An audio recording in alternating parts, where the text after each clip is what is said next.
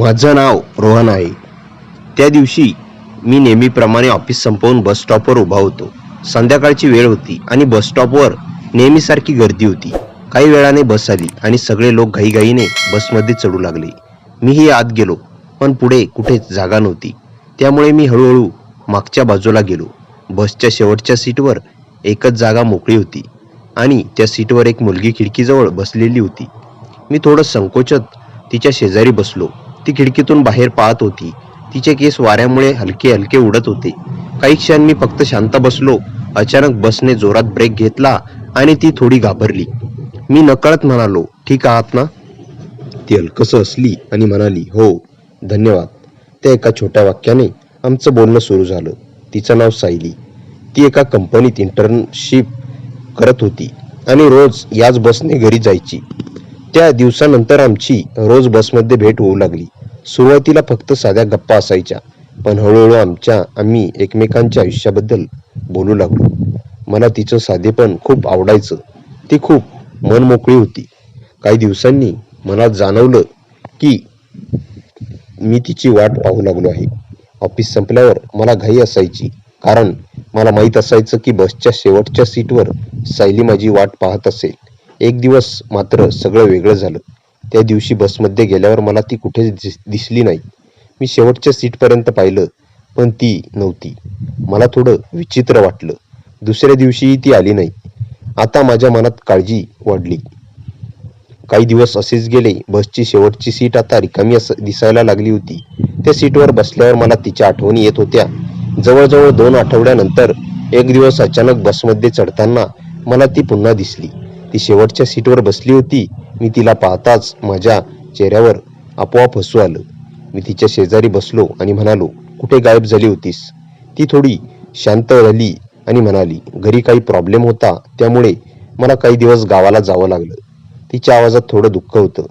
मी तिच्याकडे पाहत म्हणालो, तू नसल्यावर ही शेवटची सीट खूप रिकामी वाटत होती. ती माझ्याकडे पाहून हलकसं हसली. त्या क्षणी मला जाणवलं की ही फक्त बसची सीट नव्हती, तर आमच्या दोघांच्या आयुष्यातील एक खास जागा बनली होती. त्या दिवसानंतर आमची मैत्री अजूनच घट्ट झाली. काही महिन्यांनी एका संध्याकाळी बसमधून उतरताना मी धाडस करून तिला सांगितलं, सायली, मला वाटतं मी तुझ्यावर प्रेम करू लागलो आहे. त्या क्षणी ती काहीच बोलली नाही. मग ती हसली आणि म्हणाली, रोहन, मला वाटलं तू हे कधीच सांगणारच नाहीस. त्या क्षणी मला समजलं की बसच्या शेवटच्या सीटवर सुरू झालेली आमची छोटीशी ओळख आता एका सुंदर प्रेम कथेत बदलली होती. त्या दिवशी सायलीने माझ्या प्रेमाची कबुली स्वीकारली आणि माझ्या आयुष्यात जणू काही नवीनच आनंद आला. बसमधील शेवटची सीट आता आमच्यासाठी फक्त एक जागा नव्हती, तर आमच्या प्रेम कथेची सुरुवात होती. त्या दिवसानंतर आम्ही रोज बसमध्ये एकत्र बसायचो, गप्पा मारायचो आणि एकमेकांसोबत छोट्या गोष्टींमध्ये आनंद शोधायचो. सायली खूप स्वप्नाळू मुलगी होती. तिला आयुष्यात खूप काही करायचं होतं. ती नेहमी म्हणायची की एक दिवस ती स्वतःचं काहीतरी मोठं करेल. मला तिचं ते स्वप्न बघणं खूप आवडायचं. एक दिवस बसमध्ये बसताना ती थोडी शांत दिसत होती. मी विचारलं, काय झालं? ती काही वेळ शांत राहिली आणि मग हळू आवाजात म्हणाली, रोहन, मला कदाचित पुन्हा सोडावं लागेल. ते ऐकून माझ्या मनात धक्का बसला. मी घाबरून विचारलं, का? ती म्हणाली, माझ्या बाबांची तब्येत ठीक नाही, त्यामुळे मला गावाला परत जावं लागेल. काही क्षण मला काहीच बोलता आलं नाही. माझ्या मनात हजारो विचार चालू होते. जर ती गेली तर कदाचित आम्ही रोज भेटणार नाही. आमच्या बसच्या शेवटच्या सीटवरची भेटही संपेल. काही दिवसांनी सायलीचा पुण्यातला शेवटचा दिवस आला. त्या दिवशी आम्ही दोघे बसमध्ये शांत बसलो होतो. कोणालाच काही बोलावंसं वाटत नव्हतं. बस थांबली आणि ती उतरायला उभी राहिली. उतरण्याआधी ती माझ्याकडे पाहून म्हणाली, रोहन, कधी कधी आयुष्यात काही गोष्टी आपल्या हातात नसतात, पण मला एक गोष्ट नेहमी लक्षात राहील, आपल्या बसची शेवटची सीट. ती हसली, पण तिच्या डोळ्यात अश्रू होते. ती बसमधून उतरली आणि हळूहळू गर्दीत दिसेनाशी झाली. त्या दिवसानंतर बसमध्ये शेवटची सीट पुन्हा रिकामी वाटू लागली. दिवस, महिने गेले, पण तिची आठवण माझ्या मनातून गेली नाही. जवळजवळ 6 महिन्यांनी एक दिवस मी नेहमीप्रमाणे बसमध्ये चढलो आणि मागे गेलो. शेवटच्या सीटवर कोणीतरी बसलेलं होतं. जवळ गेल्यावर मला विश्वासच बसला नाही. ती सायली होती. ती माझ्याकडे पाहून हसली आणि म्हणाली, मी परत आले रोहन, कायमची. त्या क्षणी मला समजलं की खरं प्रेम कितीही दूर गेलं तरी परत आपला मार्ग शोधूनच येतच. आणि त्या दिवशी पुन्हा एकदा बसच्या शेवटच्या सीटवर आमची कथा नव्याने सुरू झाली. सायली पुन्हा माझ्या आयुष्यात परत आली होती आणि त्या दिवसानंतर सगळं पुन्हा नव्याने सुरू झाल्यासारखं वाटत होतं. त्या दिवशी बसच्या शेवटच्या सीटवर आम्ही दोघे खूप वेळ काहीही न बोलता फक्त एकमेकांकडे पाहत बसलो होतो. इतक्या महिन्यानंतर तिला पुन्हा समोर पाहणं माझ्यासाठी एखाद्या स्वप्नासारखं होतं. काही वेळाने मी हलकसं हसत विचारलं, अचानक कशी परत आलीस? सायलीने खिडकीबाहेर पाहत शांतपणे सांगितलं, बाबांची तब्येत आता ठीक आहे आणि मला जाणवलं की माझं खरं जग इथेच आहे. तिचं ते वाक्य ऐकून माझ्या मनात खूप आनंद झाला. त्या दिवसानंतर आमचं आयुष्य पुन्हा नेहमीसारखं सुरू झालं. रोज संध्याकाळी बसमध्ये भेटणं, शेवटच्या सीटवर बसून गप्पा मारणं, कधी कधी छोट्या छोट्या गोष्टींवर भांडण आणि पुन्हा लगेच हसणं, हे सगळं आमच्या आयुष्याचा भाग बनलं होतं. एक दिवस बसमधून उतरल्यानंतर आम्ही दोघे जवळच्या रस्त्यावरून चालत होतो. अचानक सायली थांबली आणि म्हणाली, रोहन, तुला माहित आहे का, जेव्हा मी गावाला गेले होते ना तेव्हा मला एक गोष्ट कळली. मी विचारलं, काय? ती हलकस हसली आणि म्हणाली, तुझ्याशिवाय माझं आयुष्य अपूर्ण आहे. तिच्या त्या शब्दांनी माझ्या मनात एक वेगळीच भावना निर्माण झाली. मी तिचा हात हलकासा पकडला आणि म्हणालो, सायली, मीही तुझ्याशिवाय राहू शकत नाही. त्या संध्याकाळी आम्ही दोघे बराच वेळ चालत होतो. शहरात दिवे लागले होते आणि वातावरण खूप सुंदर वाटत होतं. काही महिन्यांनी मी ठरवलं की आता आपल्या नात्याला पुढे नेण्याची वेळ आली आहे. एक दिवस मी सायलीला त्या जुन्या बस स्टॉपवर बोलावलं, जिथे आमची पहिली भेट झाली होती.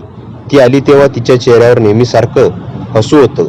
मी थोडा घाबरत तिच्या समोर उभा राहिलो आणि म्हणालो, सायली, आपल्या प्रेमकथेची सुरुवात बसच्या शेवटच्या सीटवर झाली होती, पण आता मला ही कथा आयुष्यभराची लिहायची आहे. तू माझ्याशी लग्न करशील का? काही क्षण ती शांत राहिली. मग तिच्या डोळ्यात आनंदाश्रू आले आणि ती हसत म्हणाली, हो रोहन, मला आयुष्यभर तुझ्यासोबत बसच्या त्या शेवटच्या सीटवर बसायचं आहे. त्या क्षणी मला जाणवलं की आयुष्यातील सगळ्यात सुंदर गोष्ट खूप साध्या ठिकाणांपासून सुरू होतात. एका साध्या बसमधील शेवटची सीट आमच्या दोघांच्या आयुष्याचा सर्वात खास भाग बनली होती आणि त्या सीट पासून आता आयुष्यभरासाठी एक सुंदर नात्यात बदलली होती. सायलीने होकार दिल्यानंतर माझ्या आयुष्यातला तो सर्वात आनंदाचा क्षण होता. त्या दिवसानंतर आमचं नातं अजून घट्ट झालं. आता आमच्या भेटी फक्त बसपुरत्या मर्यादित राहिल्या नव्हत्या. आम्ही कधी पार्कमध्ये फिरायला जायचो, कधी एखाद्या छोट्या कॅफेमध्ये बसून तासनतास गप्पा मारायचो.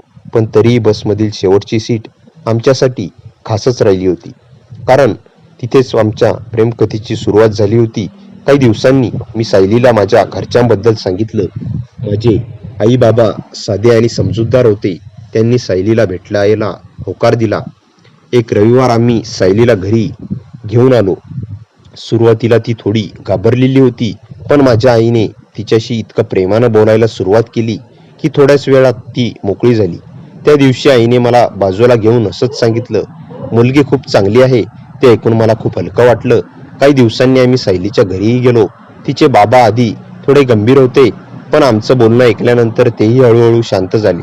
शेवटी त्यांनी एकच गोष्ट सांगितली, जर तुम्ही दोघे एकमेकांना समजून घेऊन आयुष्य जगणार असाल तर मला काही हरकत नाही. त्या दिवशी आमच्या दोन्ही घरच्यांनी आमच्या नात्याला होकार दिला. काही महिन्यांनी आमचं लग्न ठरलं. लग्नाच्या दिवशी खूप आनंदाचं वातावरण होतं.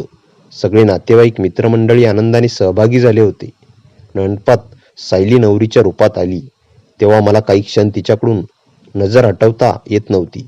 मला सतत एकच विचार येत होता, हीच ती मुलगी जी मला एका साध्या बसच्या शेवटच्या सीटवर भेटली होती.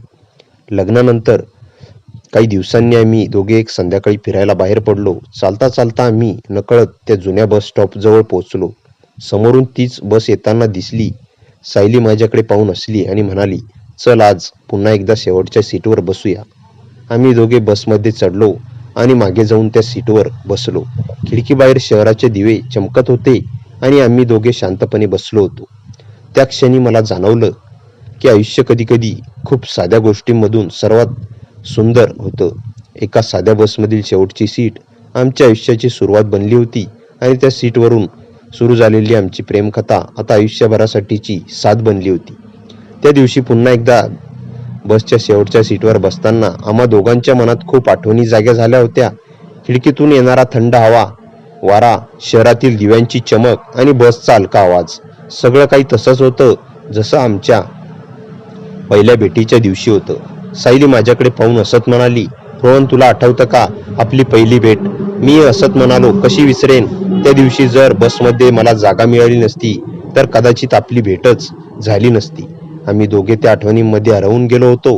काही वेळाने बस थांबली आणि आम्ही दोघे खाली उतरलो. रस्त्यावर शांत वातावरण होतं. सायलीने हलकासा माझा हात पकडला आणि म्हणाली, कधी कधी मला वाटतं की आयुष्याने आपल्याला खूप सुंदर भेट दिली आहे. मी तिच्याकडे पाहत म्हणालो, हो, आणि ती भेट म्हणजे तू. ती हसली आणि तिच्या डोळ्यात आनंद दिसत होता. काही महिन्यांनी आमच्या आयुष्यात आणखी एक आनंदाची बातमी आली. सायलीने मला सांगितलं की आपण आता आई बाबा होणार आहोत. तो क्षण माझ्यासाठी शब्दात सांगता येणार नाही असा होता. मला असं वाटत होतं की आयुष्याने मला सर्वात मोठं सुख दिलं आहे. काही महिन्यानंतर आमच्या घरी एका छोट्या मुलाचा जन्म झाला. आम्ही त्याचं नाव आरव ठेवलं. आमच्या आयुष्यात आरव आल्यावर घरातल्या आनंद अजूनच वाढला. एक संध्याकाळी मी, सायली आणि छोटा आरव तिघेही फिरायला बाहेर पडलो होतो. चालता चालता आम्ही पुन्हा त्या जुन्या बस स्टॉपजवळ आलो. समोरून बस येताना दिसली आणि सायली हसत म्हणाली, रोहन, बघ आपली बस. मी आरवकडे पाहत हसत म्हणालो, यालाच म्हणतात आपल्या प्रेमकथेची सुरुवात. त्या क्षणी मला जाणवलं की आयुष्यातील सर्वात मोठ्या सुंदर गोष्टी कधीकधी साध्या क्षणांमधून सुरू होतात. एका साध्या बसमधील शेवटची सीट आमच्या प्रेमकथेची सुरुवात होती. पण त्या सीटवरून सुरू झालेला प्रवास आता आयुष्यभराच्या आनंदात बदलला होता. आणि त्या दिवशी मला मनापासून जाणवलं की खरी प्रेमकथा कधी संपत नाही. ती फक्त आयुष्यभर चालूच राहते. तर मित्रांनो, तुम्ही चॅनलवर नवीन असाल तर चॅनलला सबस्क्राईब करा आणि कॉमेंटमध्ये नक्की सांगा कथा कशी वाटली आणि आपल्या चॅनलला नक्की सबस्क्राईब करा. धन्यवाद.